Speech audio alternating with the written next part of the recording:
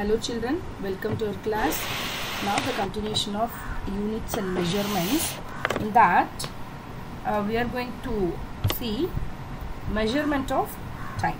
See, what is measurement of time? See, according to Einstein's, time is simply what a clock reads. See, any phenomenon that repeats itself after equal intervals of time that can be used as a time standard, which we are telling, right? See, examples of such phenomenon we can say like beating of a human heart, oscillations of a pendulum, rotation of the earth about its own axis, and the revolution of the earth, right? And vibrations of the quartz crystal, that quartz wristwatch, period of vibration of cesium-133 atom. So some of the examples we can see. Now we use the atomic standard of time, which is based on the periodic vibrations that is produced in the cesium atom. See, this is the basis of the cesium clock, sometimes called it as an atomic clock, used in the national standards. In the cesium atomic clock, actually, the second is taken as the time needed for 9, 192, 631, 770 vibrations of the radiation corresponding to the transition between the two hyperfine levels of the ground state of cesium-133 atom. See, the vibrations of the cesium atom regulates the rate of this cesium atomic clock, just as the vibrations of the balance wheel regulates an ordinary wristwatch, or the vibrations of the small quartz crystal regulates a quartz wristwatch, right? The cesium atomic clock is used at the National Physical Laboratory, NPL, New Delhi, to maintain the Indian standard of time. The next one is the techniques used for measuring time intervals over different ranges. See, electrical oscillators. See, in India, alternating current is supplied at the frequency of, we know that, 50 Hertz, right? So, a motor running sinusoidally with this AC that can be provided with the help of the electrical oscillator's time scale, right? So, what is electronic oscillator? See, these are all that which is used, a junction transistor that can be used to produce oscillators of very high frequency, which can be used to measure small intervals of time. Quartz clock. A quartz crystal shows piezoelectric effects. See, it actually, if fluctuating the pressure is applied across the pair of its parallel phases, an oscillatory EMF is developed across another pair of perpendicular phases, right?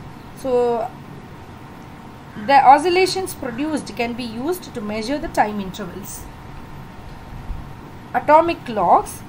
These clocks are based on periodic vibrations which are taking place within the atoms, right? So we can say the radioactive dating. See, this technique is used to measure long time intervals of finding the radio of the number of the radioactive atoms that have undergone decay. See, that have undergone a decay to the number of atoms left undecayed. Carbon dating is used to estimate the age of fossil fuels, right? Whereas the uranium and all, its dating is used to estimate the age of rocks. So these are all the techniques for used measuring the time intervals. Okay. So ranges and the order of time intervals, which we have given for a number of orders of magnitude of time intervals. So lifespan of most unstable particle, for that the time intervals which is 10 power minus 24. See, the time required for light to cross a nuclear distance which is 10 power minus 22. Period of X-ray 10 power minus 19. Period of atomic vibrations which is 10 power minus 15. Period of light wave 10 power minus 15. Like that they have given. see this tabular column, right? Get the different orders of magnitude of time intervals. So what is accuracy, precision of instruments, and errors in measurement? See, every measurement is limited by the reliability of the measuring instrument and skill of the person making the measurement, right? So if we repeat a particular measurement, we usually do not get precisely same result. As such, results subject to some experimental errors. Is it right? See, every measurement is done with the help of some instruments. While making the measurement, some uncertainty gets introduced in the measurement.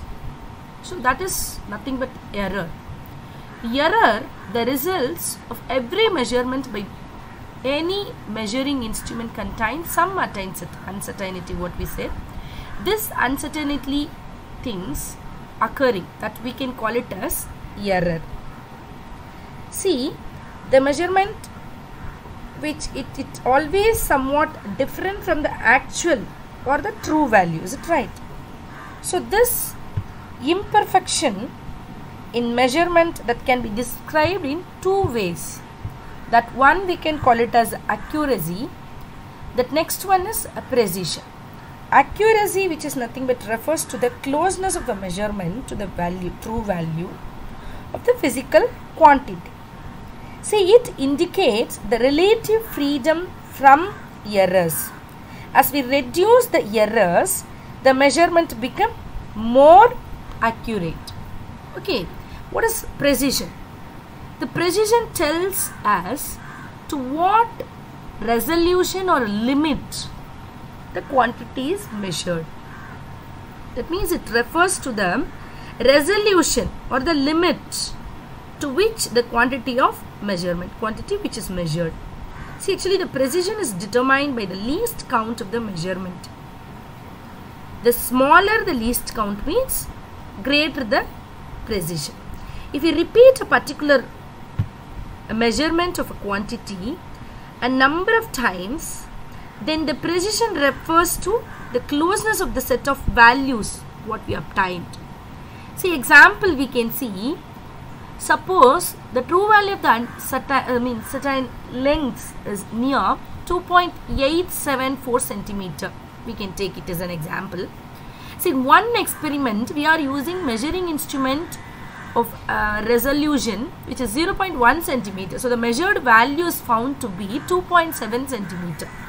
While another experiment we are using measuring devices greater than that resolution, that may be for here we are using it 0.01 centimeter. The length is determined to be 2.69 centimeter. So the first measurement has more accuracy because it is closer to the true value, but less precision, its resolution. So but less precision, while the second measurement is less accurate but more precise. Okay. So in general, the errors in measurement that can be broadly classified as systematic errors and random errors. So what is systematic errors? See, the error which tend to occur in one direction, either it is positive or negative, which we can call it as a systematic errors. See, we can eliminate such errors once we know the rule which governs by it, right? So these error, it contains a different types. The systematic error, which is contains instrumental error, imperfection error, like. See, what is random error? We can see next. We can see first the systematic errors of sources, how it occurs. First, what we said, the instrumental errors. The instrumental errors, these errors occurs due to the inbuilt defect of the measuring instrument. For example, we can say, see, the temperature graduations of the thermometer may be inadequately calibrated, right? See, it may reach 104 degrees Celsius at the boiling point of the water. See, whereas it should be reached 100 actually. See, that is called as error which is occur inbuilt, right? We are going to use a vernier caliper in our laboratory. That also we have that zero error. So with error and all the instruments, that is called the instrumental error, right? So these are all some of the example we can say. So the next one is imperfection in experimental technique, or we can call it at the procedure which we are maintaining. That is called the imperfection in experimental technique. See, to determine the temperature of a human body, thermometer which placed under the armpit will always give a temperature lower than the actual value of the body temperature. So sometimes we make mistakes by doing the procedure, right? And next one is personal errors. So the personal errors arise due to an individual bias, lack of proper setting of the apparatus, or individual's carelessness in taking observations without observing in the proper precautions. We must maintain the proper precautions.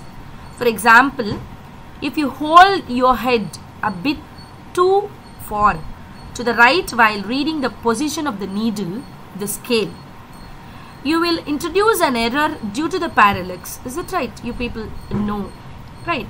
The systematic error that can be minimized by improving the experimental techniques, and we can selecting a better instruments, removing the personal bias as far as possible. Okay. The second one is random errors. What are the random errors? The errors which occur irregularly and at random in magnitude and direction, that are called random errors. Okay. So these are the error, what we said, irregularly and it hence or random with respect to sign and size. So that's magnitude and the direction. Such errors occur by the chance, rise due to the slight variations in the attentiveness of the observer while taking the reading, or because of the slight variations in the experimental conditions. See, we can say some example. When the same person repeats the same observation, it is very likely that he may get different reading every time, because if the person is not attentively taking, the observer is not taking attentively, right? So these one type of, this is called the random error. This we can come under that least count error and gross error, that means or mistake. So what is least count error? The smallest value that can be measured by the measuring instrument is called the least count. The least count error is the error which is associated with the resolution of the instrument. See, it is an uncertainty associated with the resolution only. The smallest divisions of the scale of the measurement, that measuring instrument, which is called what we said, least count. So we can say an example, a meter scale has a least count of 1 millimeter. Its readings are good only up to this value. The errors in its reading will suppose be half of the value, that is plus or minus 0.5 millimeter, or we can say plus or minus 0.05 centimeter. So apart, next, if suppose we got it, that is called the least count value error, least count error we can call it as. The mistakes, gross errors or mistakes, what we can say, these errors are due to either carelessness of the person or due to improper adjustment of the apparatus. No corrections that can be applied for gross errors. Right. See, a vernier caliper that has the least count of 0.01 centimeter, that we have to calculate it if that instrument which may be, it's instrumental error which occur, we have to identify the random error, right? A spirometer may have a least count of 0.001 centimeter. Using instruments of higher precisions, improving experimental techniques, that is, we can reduce the least count error. Repeating the observation several times and taking the arithmetic mean of all the observations, the mean value would be very close to the true value of the measured quantity. That's why we are telling 5 to 6 times, 10 times you have to take the arithmetic mean for the observations. In the laboratories we are telling. See, note, least count error belongs to the random errors category, but within a limit size it occurs with both systematic and random errors. Right? Got it, children? Thank you, students.